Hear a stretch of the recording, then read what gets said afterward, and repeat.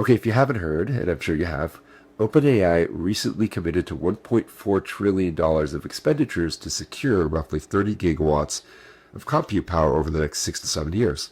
And a lot of people are wondering how a company who has reportedly about $20 billion of yearly revenue right now are going to make good on that debt. Well, there's a lot going on here that people don't know.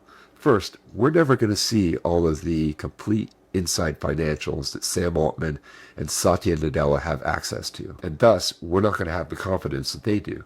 Second, and I think a lot of people don't understand this, Sam Altman has mentioned that he expects the cost of power generation for the computation cycles to decrease by about roughly half over that time frame. So OpenAI's investment is going to go a lot farther as the operating costs come down when new chips, new technology, new infrastructure, and new power grids get created. They're going to have a lot more for what they're currently paying. And then finally, I think a lot of people believe that OpenAI just wrote a huge $1.4 trillion check for a whole bunch of buildings and a giant computer. No, they didn't actually specify what they're spending that money on. What's most likely going to happen is that their partners, Oracle, Microsoft, and I think even Amazon are getting in on this.